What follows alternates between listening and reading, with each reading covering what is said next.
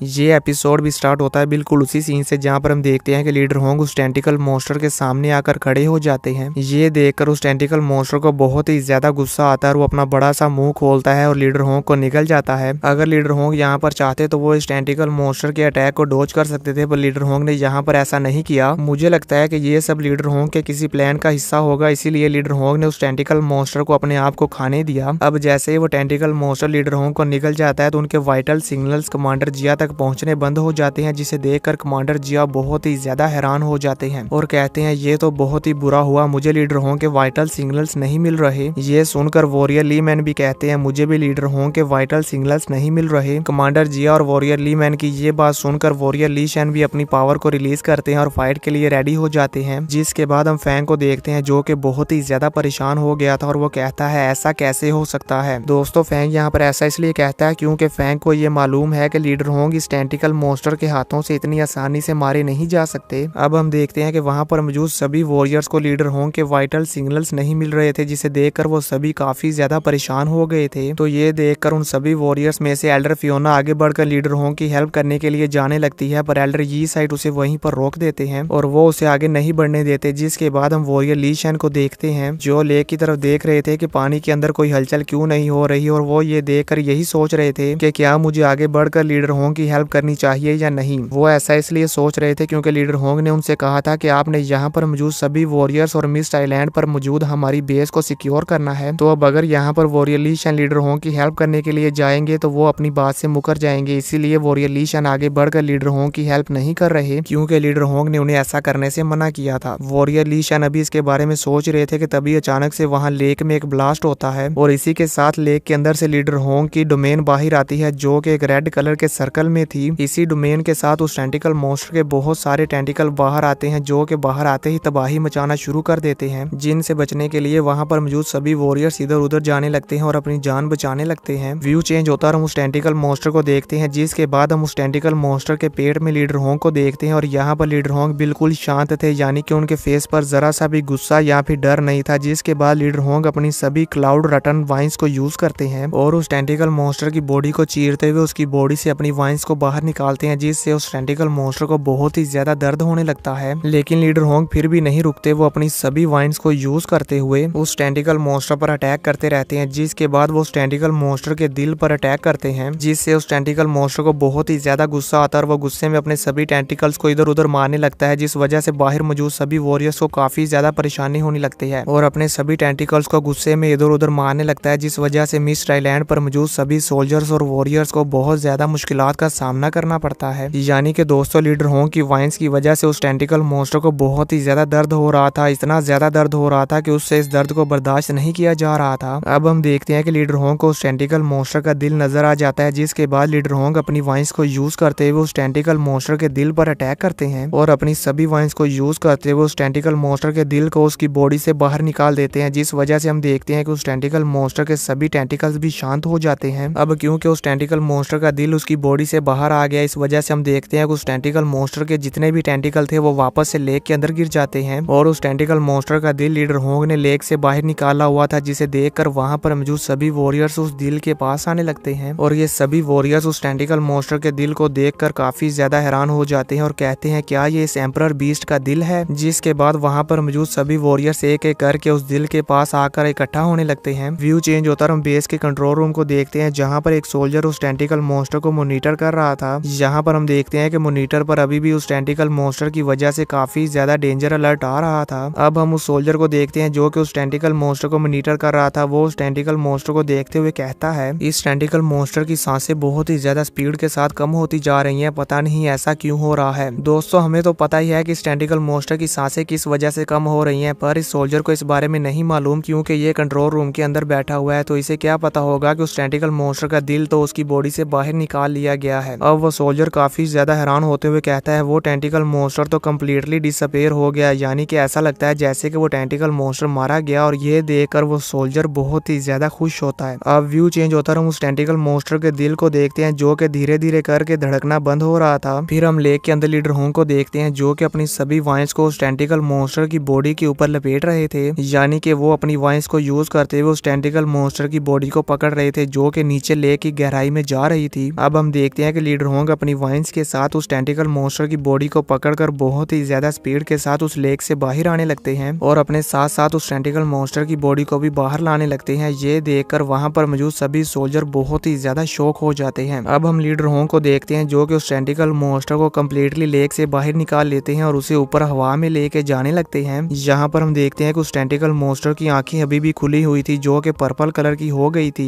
ये देखकर वहां पर मौजूद सभी सोल्जर काफी ज्यादा डर जाते हैं क्योंकि उन्हें ऐसा लगता है कि ये टेंटिकल मॉन्स्टर अभी भी जिंदा है। पर जैसे ही वो देखते हैं कि उस टेंटिकल मॉन्स्टर की आंखें धीरे धीरे बंद हो रही हैं तो वो भी ये समझ जाते हैं कि ये टेंटिकल मॉन्स्टर तो वाकई ही मारा गया है। कमांडर जिया ये देखकर बहुत ही ज्यादा खुश हो जाते हैं और कहते हैं फाइनली इतनी लंबी फाइट के बाद ये टेंटिकल बीस्ट मर गया। अब हम देखते हैं कि लीडर होंग जैसे उस टेंटिकल मॉन्स्टर की बॉडी को ऊपर हवा में लेकर जाते हैं तो वहां पर उनके ऊपर आसमान में जितने भी काले बादल थे वो सभी धीरे धीरे करके खत्म होने लगते हैं। वो इसलिए क्योंकि ये एम्परर बीस्ट मारा गया और इसी एम्परर बीस्ट की वजह से ही वो काले बादल आए हुए थे क्योंकि वो इसकी पावर को दिखा रहे थे। अब हम देखते हैं कि जैसे धीरे धीरे करके वहां ऊपर आसमान से काले बादल जाने लगते हैं तो वहां से सूरज की रोशनी आना स्टार्ट हो जाती है। अब हम कमांडर जिया को देखते हैं जो कि उस टेंटिकल मॉन्स्टर की इतनी बड़ी बॉडी को देखकर कहते हैं हम इंसानों की हिस्ट्री में ये पहली बार है कि हमने किसी एम्परर बीस्ट को मारा है। अब हम थर्ड एल्डर मू हेनरिसन को देखते हैं जो कि उस टेंटिकल मॉन्स्टर की बॉडी को देखकर काफी ज्यादा हैरान हो रहे होते हैं। हम देखते हैं कि अकेले एल्डर मू हेनरिसन ही नहीं बल्कि यहाँ पर मौजूद सभी वॉरियर्स ही उस टेंटिकल मॉन्स्टर को मरा हुआ देखकर बहुत ही ज्यादा हैरान हो रहे होते हैं। जिसके बाद हम देखते हैं कि वो सभी वॉरियर्स अपने फेस से अपना आर्मर हटाते हैं और फिर एक ही बार में लीडर होंग को सभी मिलकर सैल्यूट करते हैं। दोस्तों यहाँ पर आप सबको क्या लगता है कि ये सभी वॉरियर्स मिलकर लीडर होंग का सैल्यूट क्यों कर रहे हैं? मुझे नीचे कमेंट करके जरूर बताना। अब हम फैन को देखते हैं जो कि सैल्यूट करते हुए लीडर होंग को देखकर अपने मन में सोचता है तो ये है इस वर्ल्ड के सबसे स्ट्रॉन्गेस्ट पर्सन की पावर। लीडर होंग तो वाकई में ही बहुत ही ज्यादा पावरफुल है। जिसके बाद व्यू चेंज होता है, हम लीडर होंग को देखते हैं जिन्होंने बहुत ही आसानी के साथ अपनी वाइन्स को यूज करते हुए उस टेंटिकल मॉन्स्टर की बॉडी को उठाया हुआ था। हम देखते हैं कि ये व्यू बेस के कंट्रोल रूम में भी दिखाया जा रहा था और वहां पर मौजूद सभी सोल्जर ये देखकर काफी ज्यादा हैरान होते हैं और काफी खुश भी होते हैं। वो खुश इसलिए होते हैं क्योंकि लीडर होंग ने उस टेंटिकल मॉन्स्टर को मार डाला और हैरान इसलिए होते हैं क्योंकि लीडर होंग ने उस इतने बड़े टेंटिकल मॉन्स्टर की बॉडी को बहुत ही आसानी से हवा में उठा रखा था। अब हम देखते हैं कि मिस्ट आइलैंड पर मौजूद सभी सोल्जर्स और कमांडर ली भी लीडर होंग की रिस्पेक्ट में उन्हें सैल्यूट करते हैं। जिसके बाद हम लीडर होंग को देखते हैं जो कि उस टेंटिकल मॉन्स्टर की बॉडी को छोड़ देते हैं और वो बॉडी धड़म से आकर लेक के ऊपर गिरती है। हम देखते हैं कि वो बॉडी अब पानी के अंदर डूब नहीं रही थी क्योंकि अब वो मर चुकी है और आप सबको भी पता है कि मरा हुआ इंसान हो या जानवर वो पानी के ऊपर फ्लोट करने लगता है यानी कि तैरने लगता है। और दोस्तों आप सबको तो पता ही है कि चाहे कोई इंसान हो या जानवर अगर वो पानी के अंदर जाएगा और उसे तैरना नहीं आता तो वो डूब जाएगा और अगर वो डूबेगा तो मर जाएगा और जब वो मर जाता है तो मरने के बाद वो तैरने लगता है। ऐसा क्यों होता है मुझे नीचे कमेंट में जरूर बताना। अब हम देखते हैं कि लीडर होंग उस टेंटिकल मॉन्स्टर की लेक में पड़ी हुई बॉडी को अपनी वाइन्स के साथ पकड़ते हैं और फिर उसे लेक से बाहर निकालकर पास वाली चट्टान के ऊपर जाकर रख देते हैं। और हम देखते हैं कि जैसे उस टेंटिकल मॉन्स्टर की बॉडी उस चट्टान पर गिरती है तो हम देखते हैं कि इसका इम्पैक्ट इतना ज्यादा होता है कि वो पूरा मिस्ट आइलैंड हिलने लगता है मानो कि जैसे वहां पर बहुत ही ज्यादा जोरदार भूकंप आ गया हो। और इसी के साथ ये एपिसोड खत्म हो जाता है। तो दोस्तों आप सबको क्या लगता है कि लीडर होंग ने इस टेंटिकल मॉन्स्टर की बॉडी को लेक से बाहर क्यों निकाला जबकि ये तो लेक के अंदर डूब रही थी? आप सब लोग मुझे कमेंट करके ये बताएं कि लीडर होंग ने ऐसा क्यों किया।